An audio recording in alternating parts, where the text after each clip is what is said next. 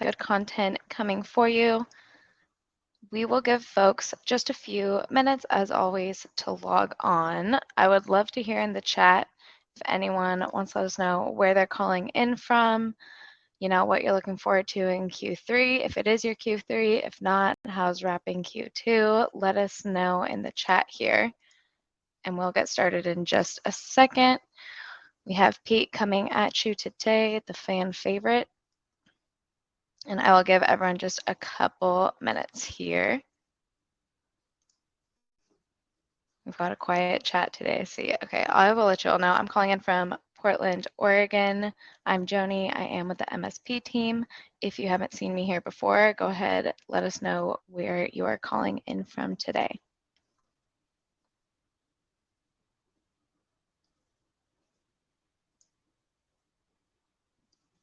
All right, and I think we will go ahead and get started. It looks like we have a decent number of folks here with us.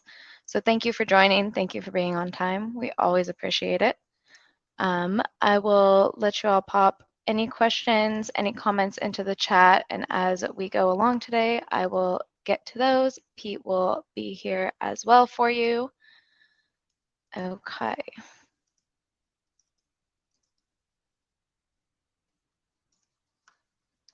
Just a couple more minutes.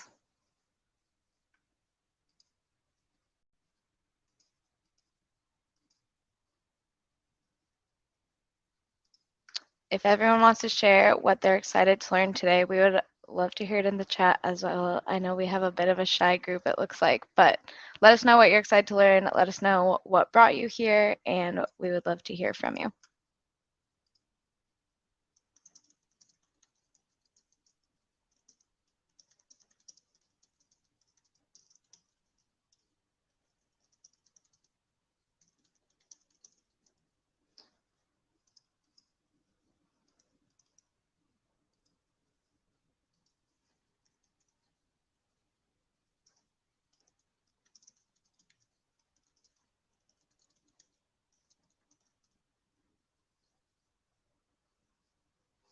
All right, let's go ahead and get into it. Today we are here to talk about leveling up reps, one-on-ones that drive revenue. We are here with Atrium's co-founder and CRO, Pete Kazanjy, who you'll hear from in just a moment. We're so excited about the amazing content and takeaways that you'll be getting out of this event. And if you don't know, today's event is indeed brought to you by the team at Modern Sales Pros. For those of you not familiar, Modern Sales Pros is the world's largest and highest quality community for those in sales management, sales leadership, sales and RevOps, and sales enablement, aka our Modern Sales Pros. Our mission is to create an environment for over 27,000 members to answer questions they'd struggle to solve on their own and help them see around corners they may not know about. So we do that through live sessions like this one and the great content you're about to see. We have an online forum and we have our quarterly summits. And we're starting to get back to in-person events as well, so keep an eye out for those coming to a city near you. So if you're not already a part of MSP, you will be invited to join shortly after this event. And we are super excited to dive in, but let's go over some housekeeping notes.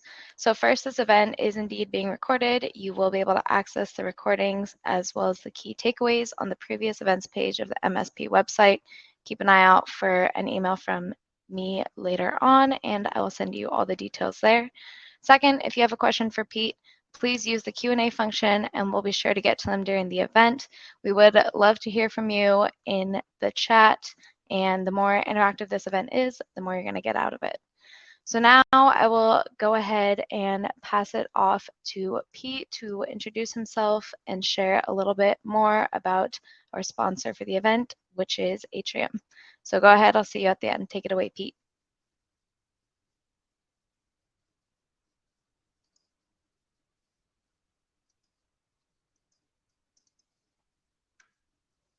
Sorry, just one moment. We do also have an amazing event tomorrow with Pete.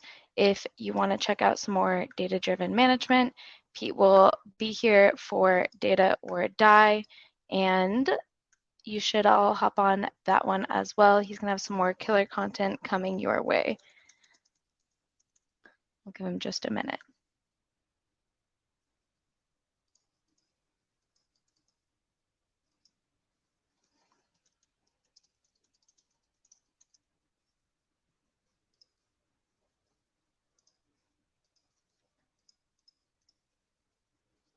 If you have any pressing cues on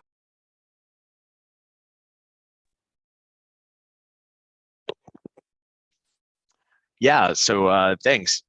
Thanks. I'll give a little bit of a rundown on Atrium here, and then we can get into some of the content. So in short, Atrium makes data-driven sales management software. And so what that is that software that helps AE, SDR, and CS managers use data to improve team performance. And so what Atrium does is continuously monitor dozens and dozens of AE and SDR KPIs, and then proactively alert you when something is off with your reps, your teams, and so on. And so what this means is that managers and leadership can get to coaching insights faster about their reps and their teams so they can drive positive behavior change and win. And a great thing about this is that it all takes 2 minutes to set up, a free account through a read-only connection to your Salesforce account. So that's a little bit on Atrium. A little bit on me. My name is Pete Kazanjy. And I am one of the founders of Atrium. I'm also our CRO. I'm responsible for our go-to-market function. My previous software company, TalentBin, was acquired by Monster Worldwide in 2014, and that's kind of like where I kind of got hip to kind of like the modern sales, modern operationally excellent, like process orientated sales. I went from being our first a business generalist co-founder to our first seller, our first sales manager, and eventually our sales leader when we were acquired by Monster Worldwide in 2014. Subsequent to that, I wrote a book on startup sales. After I left Monster, at Monster, I was responsible for new product sales, like 1,000-person sales organization versus the 20-person sales organization at TalentBin. I wrote Founding Sales, book on startup sales, and then also started Modern Sales Pros, which y'all are familiar with here. So that's a little bit about me. As you can tell, I kind of think about sales, sales excellence just a little bit, and I'm really excited to talk about data-driven one-on-ones and really effective one-on-ones here today. A couple of my favorite resources. I really love helping sales managers be better at what they do, and these are some of my favorite recent resources. Cracking the Sales Management Code is really fantastic. It's a great book on using metrics to measure successful sales organizations. 5 Secrets of the Sales Coach is probably my favorite book on sales coaching right now. It's on mainly because it's like written as like a parable, just kind of like a narrative. So it's really fantastic because it's just it's a super page turner. And of course, John McMahon's Qualified Sales Leader is absolutely fantastic because a bunch of great war stories, what have you. So if folks are interested in getting these books, and also a Coffee is for Closers Yetis, a coffee cup like this sitting here on my desk, we're going to go ahead and drop the link to sign up for that in the chat here. So yeah, you can sign up for those. We'll send them right out to you. All we ask for in exchange is a brief Disco chat with one of our teammates here. So let us talk about data-driven one-on-ones. One of the big things that we believe here at Atrium is that managers are really important. The sales managers, so AE managers, SDR managers, AM, CSM managers are really important for the success of teams. And it's not just us that believes this. Gartner believes it too. It drives all sorts of wonderful benefits, higher rep productivity, better, higher likelihood of reps being top performers, of course, better retention and higher effort. And one of the things that actually, this is a really kind of key metric here, is that the reason why better sales managers drive higher performance in their teams. And this is I have a master class literally on data-driven coaching. is because what they do is they make their middle of the pack reps better, right? This is why it says like reps are 3 times more likely to be top performers. What better managers do is they pull up those reps who are kind of like in the middle of the pack or the bottom of the middle of the pack, and they just like bring them up to the middle of the pack or the upper middle of the pack, and kind of just make people better performers. And so the mechanism by which that managers have to do this or ought to do this ends up being these various things that that they're responsible for doing. Managers obviously help their reps with deal inspection and deal strategy. They should be tracking progress on goals, not just outputs but also inputs and kind of efficiency goals and what have you. They should be monitoring the ramp of new hires, which is extremely important because it's a very fraught period in the time of a rep's existence at an organization. And then what they should definitely be doing is they should be doing data-driven one-on-ones, which is different than deal inspection. It's different than a pipe review. And this is kind of going to be our big focus here today, is we're going to be talking about effective rep one-on-ones there, because the one-on-one, the coaching one-on-one, that is not a pipeline review, is probably the most impactful tool that a manager has when it comes to managing their teams. And so the reason why, there's a variety of reasons why effective one-on-ones are really important, but mainly like these are the things that kind of drive out of that. It's like, yes, it creates good relationship and trust, but it's really a place where you coach and develop your reps, like you're working on something, and you're doing that by providing feedback about like an issue that's been identified, a shortfall or what have you, positive feedback as well. And what this does is this makes it such that you can like drive better performance, prevent bigger issues. So as we like to say here at HM, address issues before they become problems. Like that ends up being a really important thing there. And so all of these are done through one-on-ones. Kind of an example of what a typical structure for a one-on-one might look like here.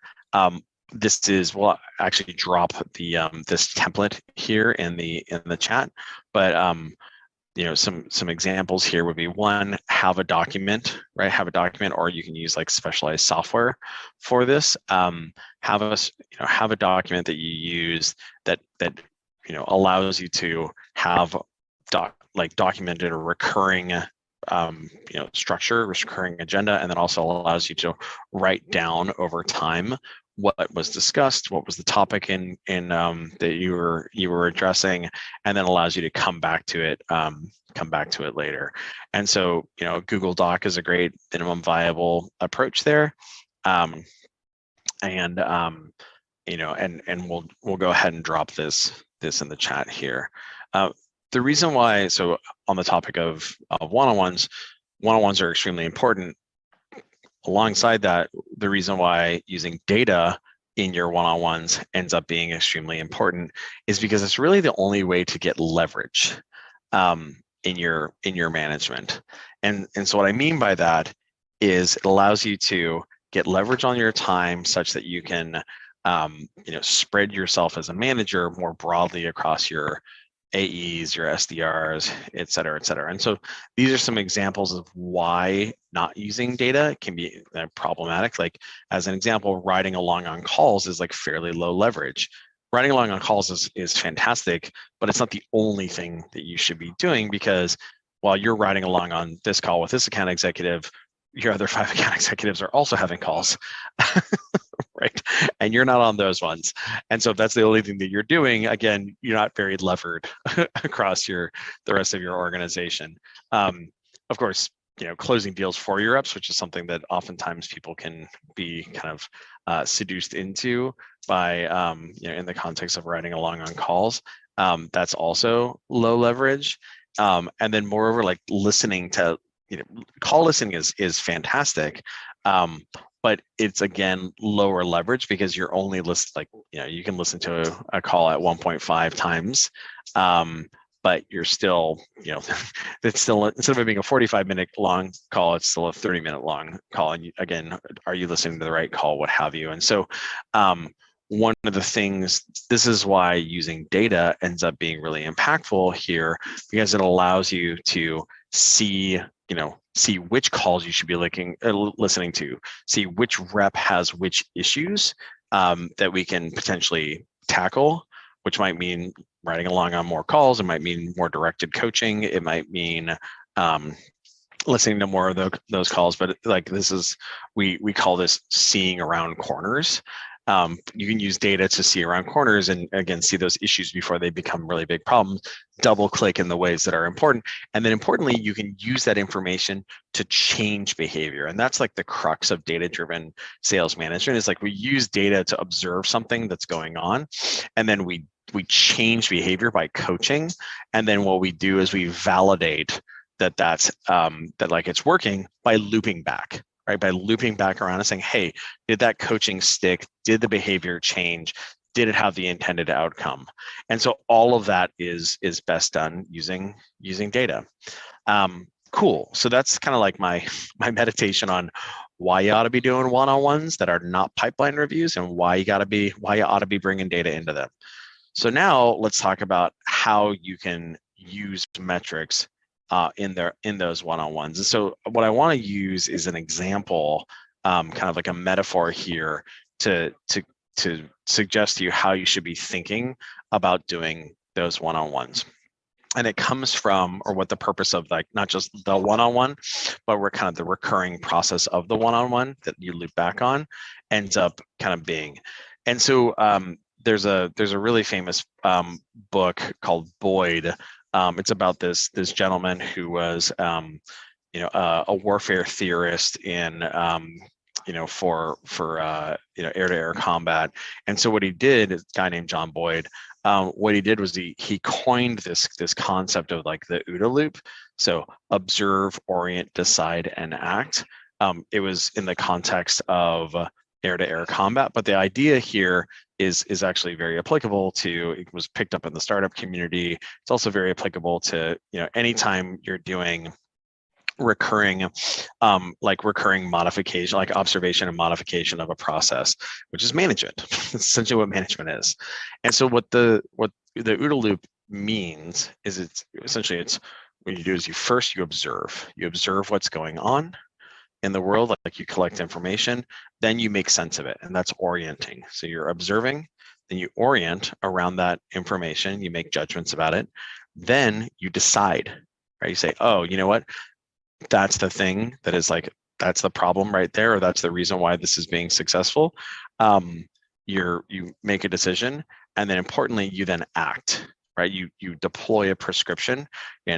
In Boyd's case, that was, doing some sort of aerial maneuver. In our case, it's like, hey, this is the prescription that I'm going to deploy to this rep right here in order to change his or her behavior, in order to make them better. And then importantly, what we do is we loop back again, right? We loop back again in order to observe again. And so like, that's why it's called an OODA loop, is because it loops like this. And so you say, hey, look, I'm going to loop back again and observe and say, hey, did it do the thing that I wanted to do, right? If it didn't, now, of course, we have new information that maybe it changes our decision-making process, and then it drives us to act in a different way.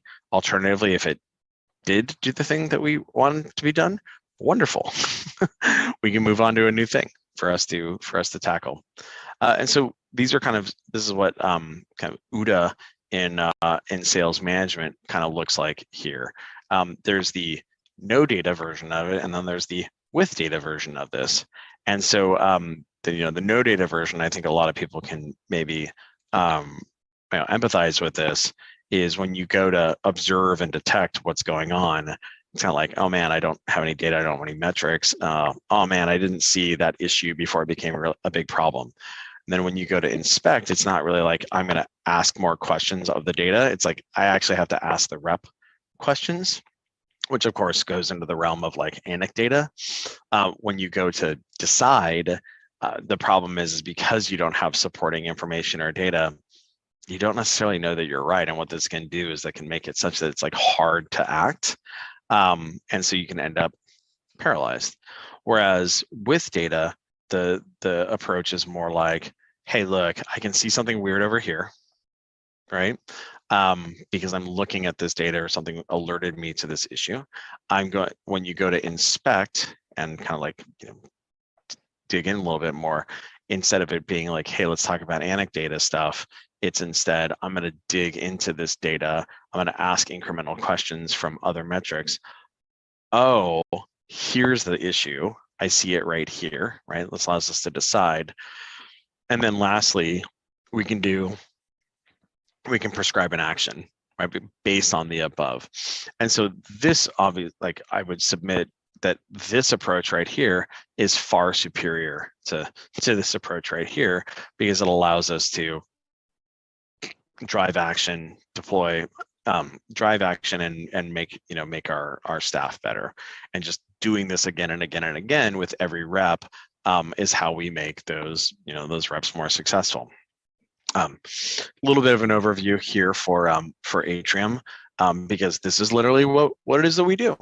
So quick commercial here.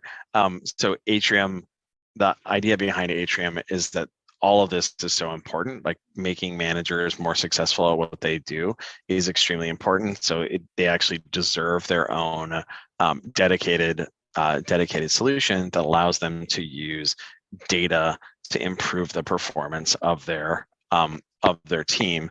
And so what that looks like in practice is every KPI for every rep and team, AE, SDR, et cetera, ready to go out of the box.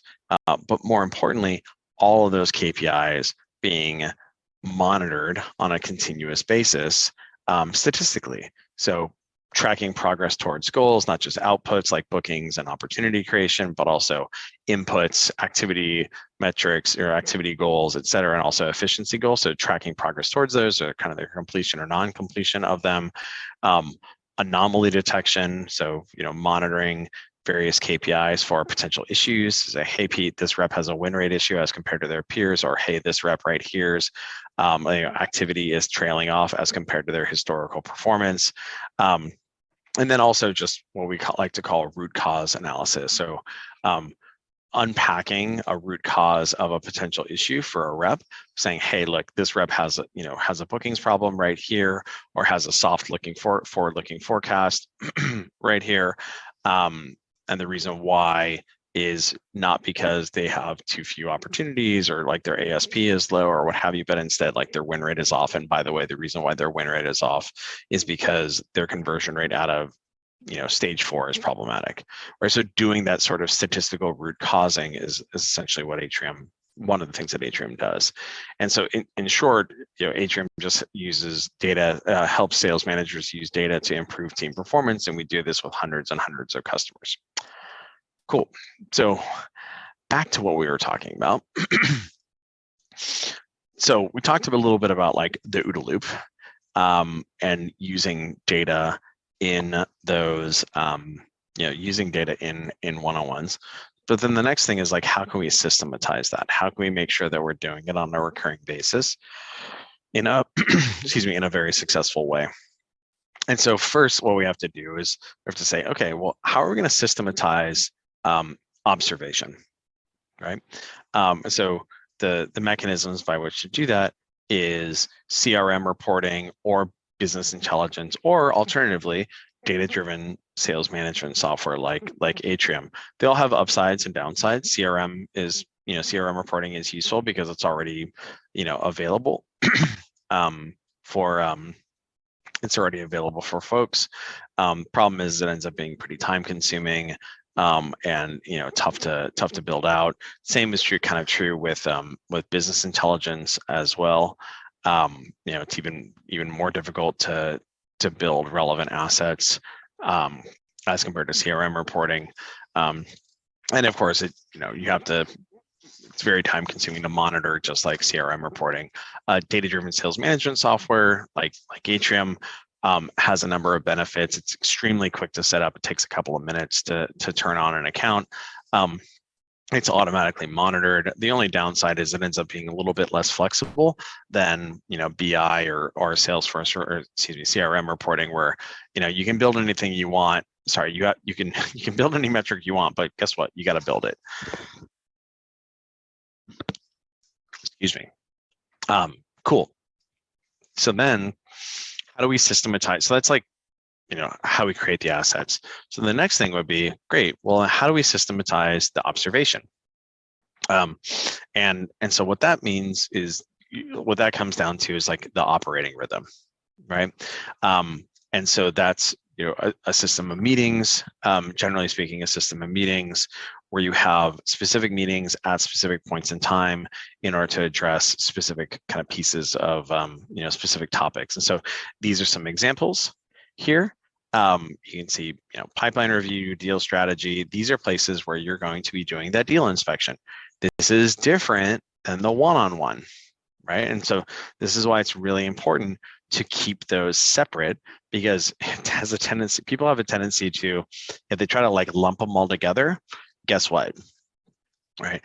All of like deal discussion, like deals, ends up kind of crowding out everything, everything else, unfortunately. And so what we want to do is we want to make sure that there's like a place and a time for us to review, to look at metrics, to make progress on coaching initiatives, to talk about HR topics, et cetera, et cetera. So then the next question is like, okay, great. Well, if we're doing a good job and we've systematized our observation, how are we going to do a good job at orienting and making decisions about the observations that we're doing here? And really what this comes down to is doing a good job at reading the data. And so what that means is like detecting potential issues, right? Like looking for potential issues, then kind of like diagnosing what's going on, and then communicating the kind of outcomes associated with that in order to drive that action. And so like just a crash course on how to like get good at reading data. Of course, there's a there's a whole like masterclass we could do purely just on this. And actually, in fact, we have done one on data-driven sales coaching, but kind of the Cliffs Notes version of that is like there's a couple of different ways that you can kind of read data effectively. And I think what that means is like, look, what you want to do is you want to look for issues and you want to look for bright spots. And so, let's talk about issues first.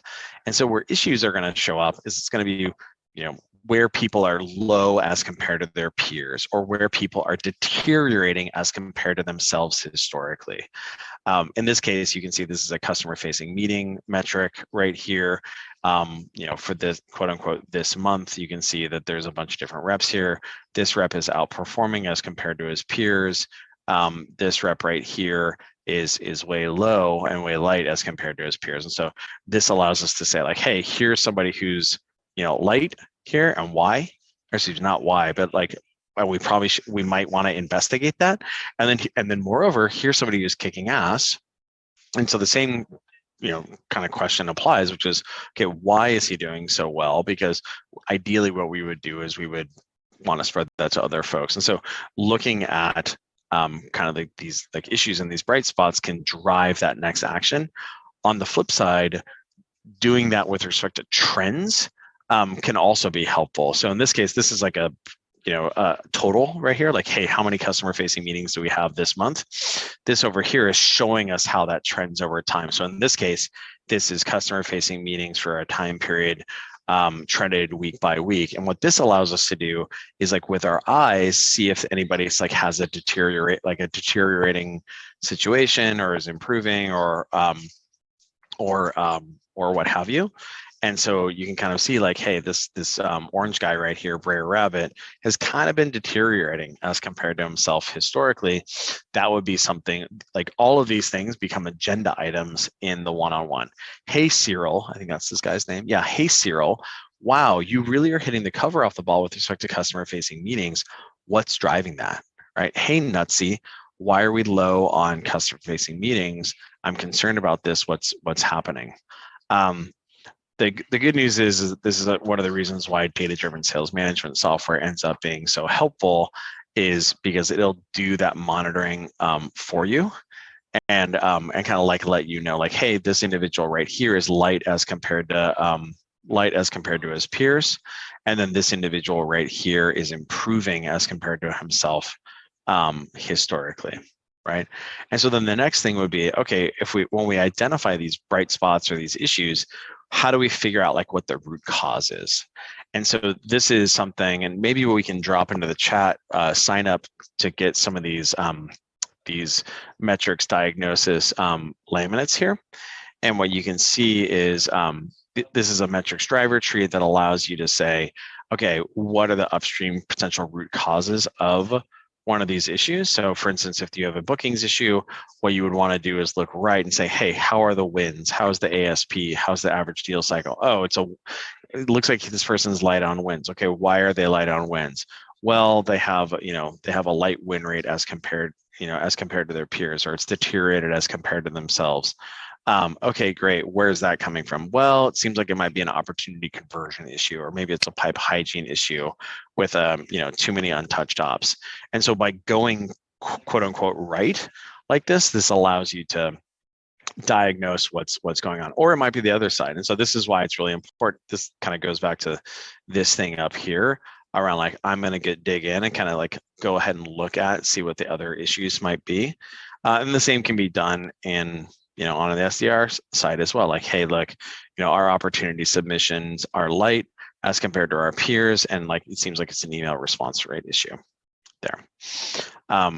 Cool. And so as noted, when we're using like a template here, our one-on-one document, this allows us to loop back. So when we identify these topics, we can put it into the one-on-one. Like, hey, I want to address that at the next one-on-one because I have a recurring document here, and that allow us to A, put something on the agenda, and then B, when we address it and talk about it, and ideally, with a hyperlink to the relevant report, what have you, we then have a history of that, and we can loop back on it. Right? We can loop back on it in order to say, hey, how is this remediating or not? And so the point of all of this, of course, is to coach and develop our reps. Right? Well, we don't do this just for funsies. We want to take this information and change the behavior of our reps to make them more successful, right? We're not just talking about this for the heck of it. We want to change their behavior so that they can, fix that win rate issue, or fix that pipe hygiene problem, or fix that activity problem, or what have you. And so these are some examples of what good coaching versus not kind of looks like here. And so what you'll notice is we have our not coaching over here, and we have our coaching over here. You can see a lot of the times in the coaching areas, what we're talking about is we're bringing data into the conversation, right? So instead of, can you make this forecast bigger, the coaching approach there would be, hey, I've noticed that your forecast is pacing behind, right? That's a metric. Are there ideas on things that we can pull forward, or how to avoid this situation in the future? I need you to do more activity. Not very helpful coaching. Versus, I've observed that you have lighter meeting volumes, like this maybe, or like this right here. I've observed that you have lighter meeting volumes over the last 4 weeks than usual. What might be contributing to that, right? And so by using the data and the evidence that we use in order to detect the issue and come to that conversation to say, hey, I see these issues right here. What can we do? What can we do about them? That allows us to then work together to co-create like a prescription associated with that, which we then can loop back on. And so this is another reason why I really love that 5 Secrets to the Sales Coach by Hillman Sori and Corey Bray, because it kind of maps out exactly that approach, where there's a challenge, and you got to map out the issues associated with it. There's an action plan. There's consequences associated with not executing, and then we're going to hold accountable there. And that's like their whole kind of coach framework here. Again, we'll drop a link in the chat if you guys want to get a copy of that book and the other books, plus the Yeti. You can sign up for that. Cool. And then so now let's talk about like an example of this in practice, because I hope by this point what you've seen is like why it's so important to do this and like kind of the broad strokes of how you can do this using data. And so I want to give you an example here of what that looks like in practice. And so this is just like a little micro case study here. This is a rep actually on our team where a rep had issues progressing to ops down funnel, and we identified this and ended up doing a bunch of coaching in one-on-ones in order to drive drive changes in his behavior to improve his outputs. And so what you can see here is this is a this is a conversion rate card here. You can see that his this is the number, the percentage of opportunities that were in that stage that converted to the next stage. And these are the various stages down below here. And so really quickly that you can see the rep in orange here had issues associated with conversion rate out of stage 0, meeting pending, and then also down funnel as well, had a problematic conversion rate out of proposal as compared to his average peers here, and then out of contract. And so what we did was, one, we tackled the top of funnel behavior there in order to say, hey, let's get more of these. Let's make sure that these meetings stick. Let's make sure that we get them out of discovery. And you can see that here where this is the same. This is the conversion out of discovery. It's the same card, kind of like modified a little bit. Instead, what this is looking at is the conversion rate out of a specific stage discovery over time here. This is the conversion percentage. So what you can see is that this rep's conversion rate was like a little bit light there, and got and specifically got problematic here, and then jump back up here after we coached on that around making sure that those meetings held, making sure that those meetings held, making sure that we were getting to next meetings, etc. And then as a result, what happened by being more efficient at the top of the funnel here, having that better conversion rate, this is a different KPI card that is focused on showing how many opportunities this rep was able to get into a pilot stage, right? So this is, we call it pilot. What you can see is like previously he was getting anywhere from 3, 4, or 5 ops into pilot on a monthly basis.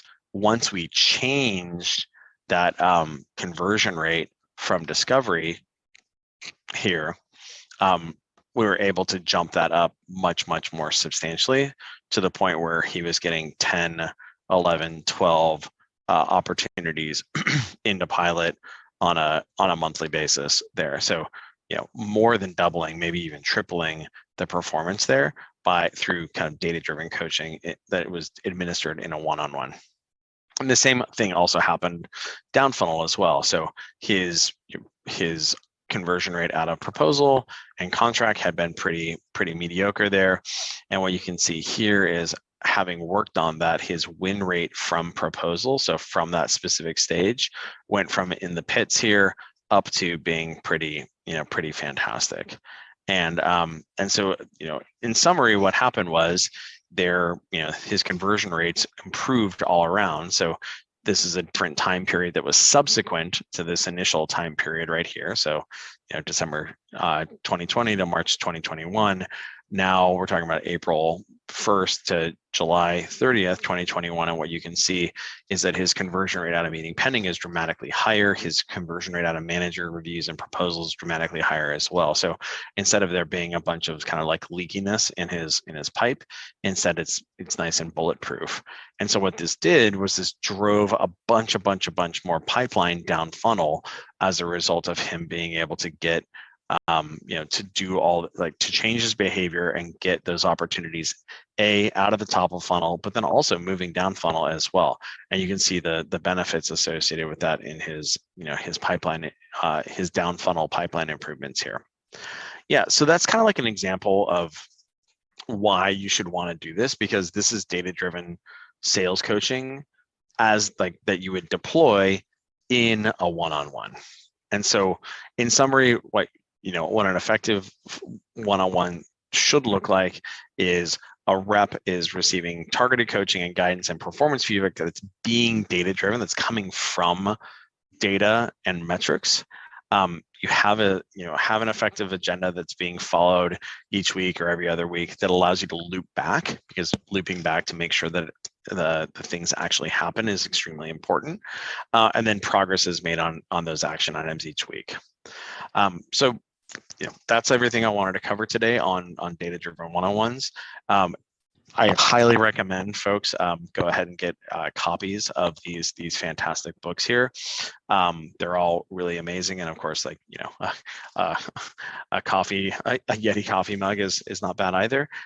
Go ahead and we're going to drop the link there, and if you want to sign up for that, you're more than welcome to. I would encourage you to do so.